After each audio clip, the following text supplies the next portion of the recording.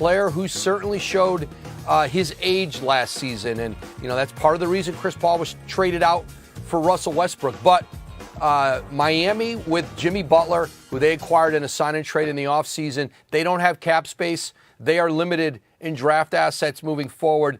Their ability to get better is going to be through trade and a willingness to take on some salaries and some players in their 30s that others may not be willing to.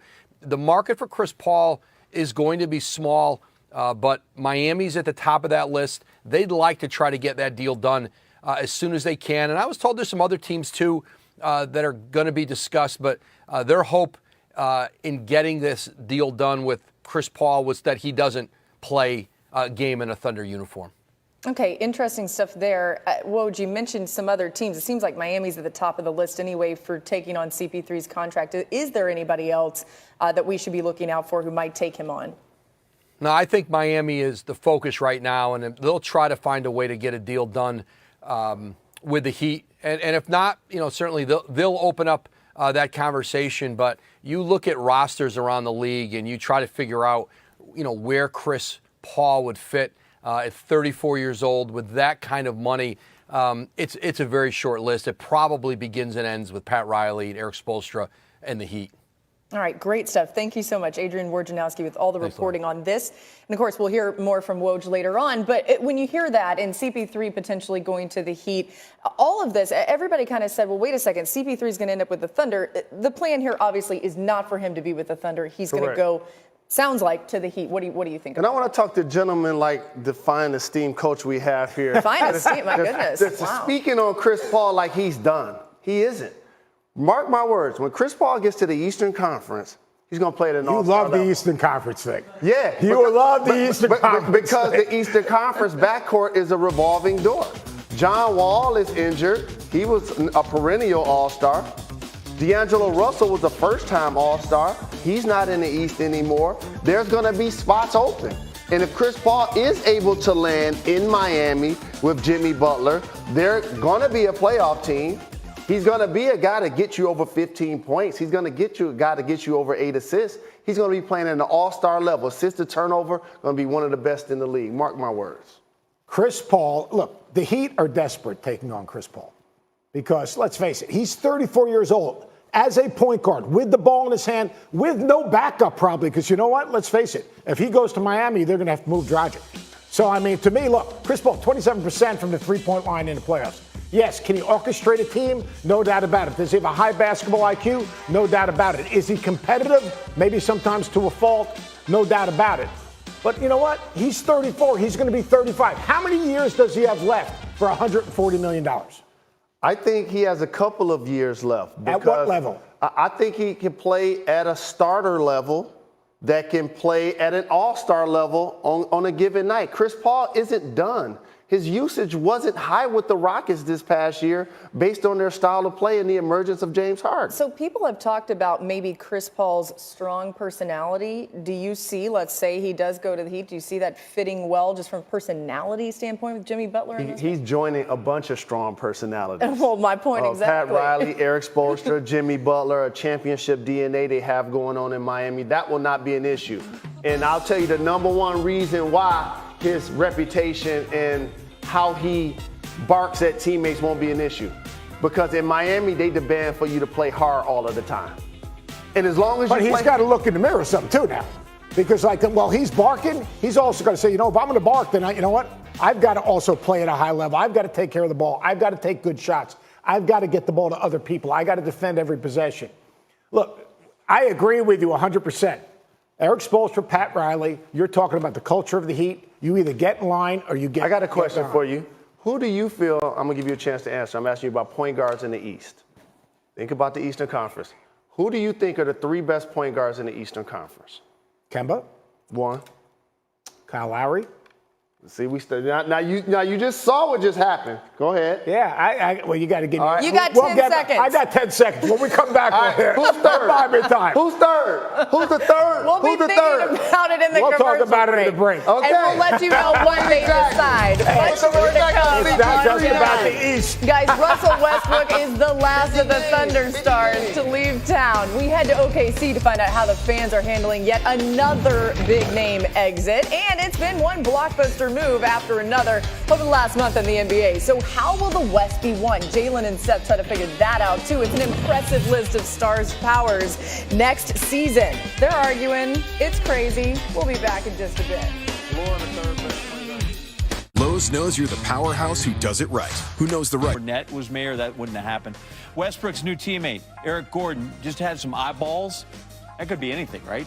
New recipe, whatever. Anyway, Jamal Crawford just summed it up. This is the crazy NBA summer by far. All right, about some football potential movement. The agent for Chargers running back Melvin Gordon has gone public with the demand for a new contract or to be traded. I mean, he told this to Adam Schefter, and Adam can't keep his mouth shut, so it's the same thing as going public. Right now, Gordon's on the books to play 2019 for $5.6 million in the final year of his current deal. Here's Adam to explain it. Now we have the latest referendum on the value of a running back in the NFL. Melvin Gordon believes that he deserves to be paid amongst the highest paid running backs in the game, right there with Todd Gurley and David Johnson and Le'Veon Bell. The Chargers believe that they are willing to pay Melvin Gordon, but up to a certain limit. And so that's the standoff as we speak and as we get ready for training camp to open in the next 10 days. It's up to both sides to try to figure out a way to bridge their differences and see if they can resolve them. If they can't, Melvin Gordon won't be at training camp, and he will be demanding a trade, and that will open up the other question of what markets and teams make sense for Melvin Gordon to wind up at. But these two sides now must figure out a solution to what is a headache and really the latest referendum on the value of an NFL running back. All right, let's check out Gordon by the numbers and with video. After not scoring a touchdown as a rookie in 2015, he has 38 of them over the past 3 seasons. The only player with more over that same span is the Rams' Todd Gurley with 46. Gordon, one of just 3 players to average at least 70 yards rushing and 40 receiving yards per game last season. The others to do it, Gurley, Offensive Rookie of the Year, Saquon Barkley, the Giants as well. And last number 0, Gordon takes care of the ball. 567 touches over the last 2 seasons, 4th most in the league. He's fumbled just twice in that time. The reason it's a 0, they didn't lose either time. Chargers got the ball back. Haven't seen it, should. So it's the running of the bulls that brings people to Pamplona, but you can also jump over them if you have enough courage or perhaps liquor. And that is Josh Norman, the Redskins cornerback. So that's a giant animal, it has horns, it usually has bad intentions, and Norman just went up and over. Here he is live on his Instagram. I had to face the bull straight on. It was fun. Awesome. It was fun, man. It was worth it. It was really worth it. Twice you ran over. I know. I was doing it 3rd time, and I was like, okay, I'm going to wait till the last one. I guess that was the last one. Did you go head to tail both times? Yeah. You gotta live a little. You gotta experience it. So when I did it, I was like, okay, I knew I could clear it. I didn't understand all of that. I just know he jumped over a bull wearing a bandana. Oh, look at the flow motion. Athletic. He goes over there. Yeah. The bull or Norman? Both of them. Yeah, excellent. Norman, good. Training camp starts soon enough. Haven't seen it? Should. Is brought to you by Applebee's new all-you-can-eat riblets, chicken tenders, and double crunch shrimp. Starting at $14.99. All right, Harden and Westbrook back together again. This time it'll be in Houston. Last time it was for the Thunder. How'd they do? Okay, well, we'll show you the best times together. Looking back at these 2 stars.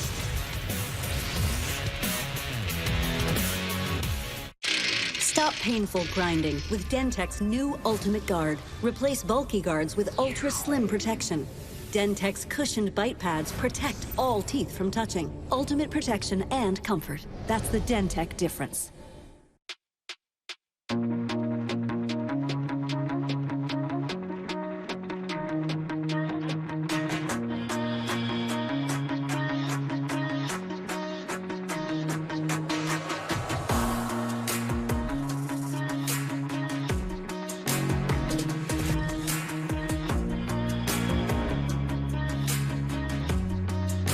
Get up to 0% APR for 72 months on select 2019 models. When you carry out large 3-topping pizzas for $7.99, Domino's Carry-Out Insurance has you covered. Because stuff happens. Stuff like this. Just bring it back and we'll remake it for free. Bro. I got this. Bro. Bros? Bro.